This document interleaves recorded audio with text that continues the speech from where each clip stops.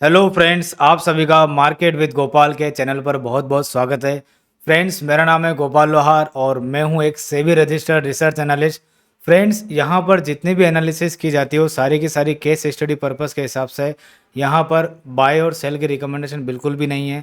तो अगर आपको प्रॉफिट एंड लॉस कुछ भी होता है तो इसकी जिम्मेदारी आपकी स्वयं की रहेगी। यहाँ पर ये जो चैनल है सिर्फ और सिर्फ एक एलियट वेव के आधार पर मार्केट में भी क्या चल रहा है, आने वाले समय में क्या हो सकता है, उसकी हम लर्निंग लेते हैं। इसके अलावा और कुछ भी नहीं है। तो फ्रेंड्स, हमारी शुरू से बात ये चलती हुई आ रही है कि हम करेक्शन कर रहे हैं। और हमारी करेक्शन जो यहाँ 1 अक्टूबर 2024 से स्टार्ट हुई थी, जो चलते चलते कम से कम अभी मार्च एंडिंग होने वाला है। हमको कम से कम यहाँ से अक्टूबर, नवंबर, दिसंबर, जनवरी, फरवरी, मार्च 6 महीने हो जाएंगे यहाँ पर। तो 6 महीने हो गए और अभी भी हम करेक्शन के अंदर ही हैं। तो फ्रेंड्स, अब कुछ चार्ट में चेंजेस हो सकते हैं। हम आगे बात करेंगे क्या चेंजेस है क्या नहीं है, बाजार क्या कर सकता है आने वाले समय में, क्या नहीं कर सकता है। जो करेक्शन 1 से 1.5 साल की थी, क्या 6 महीने में ख़त्म हो सकती है क्या, इन सारे सवालों के जवाब जो है आज हमें मिलेंगे। और आज की जो आपकी हेडिंग है, हमारी जो हेडिंग है टाइटल की, वो भी आप देख सकते हो कि इलियट वेव में पैटर्न कन्फर्मेशन के आधार पर बॉटम को पहचाने, कैसे पहचाने। तो फ्रेंड्स, हमारा यहाँ से हम नीचे की तरफ हम गिरे थे। हमने यहाँ पर बात करी थी कि हमारी ये ए वेव है, ये हमारी बी वेव है, और अभी हम सी वेव के अंदर यहाँ पर चल रहे थे, जिसके अंदर 1 2 3 4 5 इसके हिसाब से हमने यहाँ से नीचे की तरफ हमने गिरना चालू करा था। और याद है फ्रेंड्स, लास्ट टाइम हमारी बात हुई थी, मैंने आपको बोला था कि 19 कैंडल में नीचे की तरफ गिरा हुआ है। वापस मैं आपको दिखा देता हूँ। 19 यहाँ पर 18 बार दिख रही है, लेकिन एक हमेशा एक्स्ट्रा जोड़ना, क्योंकि जब आप काउंटिंग करोगे तो आपको यहाँ पर पूरी 19 की 19 दिखेगी। 19 बार में हम यहाँ से नीचे गिरे और आज की कैंडल तक हमारे सामने 13 कैंडल आ चुकी है। अब हमारे सामने 6 कैंडल और बची है। 7 कैंडल, 13 कैंडल आने के बाद में, सॉरी 6 कैंडल, 6 कैंडल अभी और हमारे सामने बची हुई है। तो हमारे सामने जो समय है वो पूरा का पूरा अभी नेक्स्ट वीक का 1 अप्रैल तक का समय हमारे सामने पड़ा हुआ है। तो 1 अप्रैल तक का समय पड़ा हुआ है। और मैंने आपको ये बोला था लास्ट वीडियो में, एक दो जनों ने कमेंट बॉक्स में लिखा कि आप सेबी रजिस्टर्ड हो, फिर भी आपने बोला था मार्केट गिर जाएगी, लेकिन मार्केट तो ऊपर जा रही है। फ्रेंड्स, मैंने आपको 2 से 3 केस दिए थे। मैंने आपको ये बोला था कि मार्केट गिरने की संभावना यहाँ से बहुत ज़्यादा है, क्योंकि पीछे यहाँ से 6 महीने से नीचे गिर रहा है। तो जो अधिकतर बाजार जब गिरते हैं वो डेली की 200 में मैक्सिमम होता है, इससे ऊपर नहीं जा सकते। इससे ऊपर नहीं जा सकते। तो ज़्यादा से ज़्यादा 23,200 और 23,400 जो डेली की जो 200 की जो मूविंग एवरेज है, ये वाली थी लास्ट। मैक्सिमम बाउंस बैक यहीं तक था, लेकिन इसने आज वाली जो कैंडल है ये एक्स्ट्रा बना दी है, कहने का मतलब। तो मैंने ये कैसे बोला था, और मैंने ये बोला था कि अभी शॉर्ट करके नहीं जाना है। अभी ऐसा ना हो कि आप सेल कर दो, जब तक कोई स्विंग लो नहीं करता है तब तक सेल नहीं करना। तो वो चीज़ तो सुनी नहीं उन्होंने। तो चीज़ें सारी सुना करो एक बार, क्या बोला क्या नहीं बोला है, उसके बाद में एक्शन लेना है। अभी भी मैं आपको आपको आज यही बोल रहा हूँ, अभी भी सेल कुछ नहीं करना है, क्योंकि कुछ भी कन्फर्मेशन नहीं मिला नीचे का अभी तक। तो मैंने आपको ये बोला था कि अगर हम यहाँ पर 18 बार जो है, 18 कैंडल के अंदर अंदर, 19 कैंडल के अंदर अंदर हमारे पास समय 1 अप्रैल तक का पड़ा हुआ है। अगर हम 19 कैंडल के अंदर अंदर या फिर कम कैंडल के अंदर अंदर अगर हमने इस 23,800 के लेवल को टेस्ट कर लिया, तो हमें चार्ट के अंदर ये एनालिसिस करनी पड़ेगी, क्या वाकई में 22,800 की बॉटम बन गई है क्या। ठीक है, उस समय हमें एनालिसिस करनी पड़ेगी और हमें शॉर्ट टर्म के लिए एक बार 22,800 का बॉटम भी मानना पड़ेगा। लॉन्ग टर्म के लिए नहीं, फिर भी एक बार शॉर्ट टर्म के लिए मान करके चलना पड़ेगा, क्योंकि उस समय पैटर्न चेंज होंगे। पैटर्न क्या चेंज होंगे क्या नहीं होंगे उसकी चीज़ को हम डिस्कस कर लेते हैं। चलो मान लेते हैं कि इसी वीक के अंदर कभी भी 19 कैंडल के अंदर अंदर 23,800 का लेवल टेस्ट हो जाता है। आज मैं आपके सामने 2 केस डिस्कस करने जा रहा हूँ, ध्यान से सुनना, फिर बाद में मत बोलना कि ये चीज़ बोली थी और ये हो गई। फिर मैं ये भी बताऊंगा कि संभावना क्या लग रही है ज़्यादा। तो केस नंबर वन अगर मैं ये बात करके चलूँ कि सपोज करो कि 23,800 का लेवल जितने कैंडल में ये आया उतने में बराबर में या फिर उससे कम में इसको रिट्रेस कर लिया, तो क्या होगा उस केस में ये होगा कि ये जो पूरी करेक्शन जो चल रही है, 2 पैटर्न कन्फर्मेशन के रूल होते हैं, जीरो भी ट्रेंड लाइन को ब्रेकआउट करना, ये इसने इस कैंडल में कर दिया। उसके बाद लास्ट स्विंग से लेकर के जितना हाई लगता है, लो लगता है, उसको कम समय में रिट्रेस करना यहाँ पर कर देगा। तो दोनों पैटर्न कन्फर्मेशन के रूल जो है कंप्लीट कर देगा। तो यहाँ पर शॉर्ट टर्म में 22,800 का लेवल जो है वो माना जाएगा कि 22,800 का 22,000 का बॉटम लग चुका है। तो यहाँ पर फिर उस केस में क्या होगा, 23,800 आने के बाद उस केस में ये होगा कि ये जो आपको पैटर्न दिख रहा है, ये वाला, ये जो पैटर्न आपको दिख रहा है, इसको अभी एक बार अपन हाइड कर देते हैं। मूविंग एवरेज को। ये जो आपको पैटर्न दिख रहा है, जो हम ए और ये बी और जो सी मान करके चल रहे हैं, ये पैटर्न पूरा कन्वर्ट होगा, ये पैटर्न पूरा कन्वर्ट होगा इम्पल्स के अंदर। उसकी काउंटिंग हमें रिकाउंटिंग करनी पड़ेगी, 1 2, उस केस में 3 मानना पड़ेगा, फिर 4 और फिर 5th, इस तरह से फिर इम्पल्स में कन्वर्ट होगा। तो ये जो पूरा लो पॉइंट है, ये मैं अभी भी ये नहीं बोल रहा हूँ कि ट्रेंड चेंज हो जाएगा। ट्रेंड चेंज हमेशा तब होते हैं जब इस पूरे रिट्रेसमेंट का 61.8% के रिट्रेसमेंट से ऊपर चला जाता है, जो कि लेवल है 24,600 का। ठीक है, तो उस केस में क्या होगा कि यहाँ पर हमारी ये जो पूरा जो पैटर्न है ये वाला ABC का, ये ए वेव बन जाएगा, ये बड़े टाइम फ्रेम का ए वेव बन जाएगा। और उसके बाद में यहाँ से हम बी वेव बनाने ऊपर की तरफ जाएंगे। तो बी वेव नॉर्मली जो है यहाँ तक भी बन सकती है, 26,200 तक, और इससे ऊपर भी जा सकती है। उस केस में यहाँ से हम ऊपर किस स्टाइल में जाएंगे, 5 वेव जब ये पूरी बन जाएगी, 1 2 3 4 5, तो उस केस में 5 वेव का एक ए वेव बनेगा यहाँ पर, यहाँ से लेकर के यहाँ तक। फिर बी बनाने हम नीचे की तरफ आएंगे यहाँ से वापस, फिर सी बनाने वापस यहाँ आके जाएंगे। तो ये चीज़ होगी उस समय, जब तक हमारे सामने ये चीज़ होगी। यहाँ आने के बाद में फिर देखेंगे क्या होगा क्या नहीं होगा, लेकिन ये चीज़ होगी हमारे सामने। ये केस नंबर 1, अगर ऐसा होता है 23,800 के लेवल को काट देते हैं तो। अब दूसरी चीज़, अगर हम 23,800 को आने वाले 1 अप्रैल तक या 19 कैंडल के अंदर अंदर नहीं काट पाते हैं तो सिंपल सी जो बात चल रही है हमारी, नीचे का टारगेट जो पेंडिंग बचा हुआ वो होगा पूरा। ठीक है, अब एक चीज़ और, वो होगा पूरा, क्लियर है कि हम नए लेवल को नया लो बनाएंगे नीचे की तरफ। ठीक है, अब अगर हम 23,800 को काट लेते हैं, क्या 23,800 को काटने के बाद में भी हम नीचे की तरफ जा सकते हैं? बिल्कुल जा सकते हैं। उस केस के अंदर क्या होगा, इस केस नंबर 2 की बात कर लेते हैं। इसको मैंने केस नंबर 2 में रखा है, कि अगर हम 23,800 को टेस्ट कर लेते हैं तो क्या नीचे की तरफ वापस आ सकते हैं? बिल्कुल आ सकते हैं, लेकिन उस केस में एक चीज़ की कंडीशन है कि यहाँ से लेकर के ये जो लो पॉइंट बनाया है, यहाँ से लेकर के जो भी 23,800 का मान लेता है हाई लग जाता है सपोज करो, उसमें 38% के नीचे नहीं आना चाहिए। 38% के नीचे नहीं आना चाहिए इसका, या फिर इस पूरे ट्रेंड का। तो लेवल बनकर आ रहा है 23,100 23,200, इसके नीचे नहीं आना चाहिए, क्योंकि 38% की रिट्रेसमेंट का एक बेसिक रूल होता है 4th वेव का, कि 3rd वेव बनने के बाद में 4th वेव जो है वो 38% का रिट्रेसमेंट नहीं करती है। ये बेसिक रूल होता है एलियट का। तो फर्स्ट यहाँ बन जाएगी, सेकंड यहाँ बन जाएगी, तो थर्ड जब भी यहाँ बनेगी तो 4th 38% तक ही आएगा, यानी कि 23,100 23,200 तक ही आएगा। अगर इसके नीचे जाएगा तब जाकर के क्या होगा कि ये पैटर्न पूरा 3 वेव में ही काउंटिंग हो जाएगी इसकी, और इसको फिर हम नाम देंगे। अगर ये नीचे जाएगा 23,000 के नीचे जाएगा और इस ट्रेंड लाइन के अंदर आएगा वापस से, तो इसका मतलब क्या होगा, ये पैटर्न पूरे 3 स्ट्रक्चर में ही बनेगा, और 3 स्ट्रक्चर में बनने के बाद में इसको नाम दिया जाएगा एक्स वेव का। इसको लिंक वेव एक्स वेव का नाम दिया जाएगा। बली से कम समय में रिट्रेस कर रहा है, लेकिन एक रूल यही है कि यहाँ से ऊपर जब जाएगा 23,800 रिट्रेस करेगा, और यहाँ पर नीचे जब आएगा, नीचे आने की समय सीमा, मतलब लिमिटेशन है, एक लिमिटेशन ये है नीचे आने की कि आपको 38% के रिट्रेसमेंट के नीचे नहीं आना है, और इस ट्रेंड लाइन के अंदर नहीं आना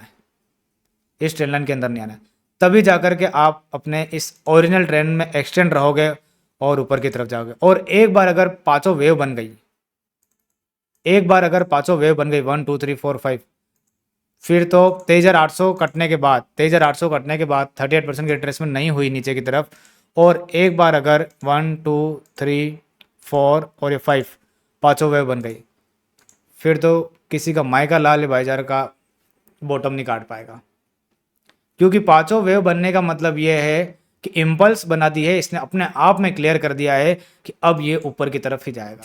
उसके बाद में क्या होगा, फिर बड़े टाइम फ्रेम का ये पूरा फर्स्ट बन जाएगा, जैसा मैंने ए वेव नाम बोला आपको।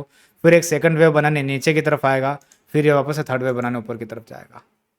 ये पूरा काम चलेगा इस तरह से। तो जैसे जैसे पैटर्न बनेंगे वैसे वैसे हम एनालिसिस करेंगे। आज की तारीख में सब कुछ एनालिसिस नहीं कर सकते। आज की तारीख में मैंने जो 2 केस थे वो बता दिए मैंने आपको, कल क्या हो सकता है क्या नहीं हो सकता है।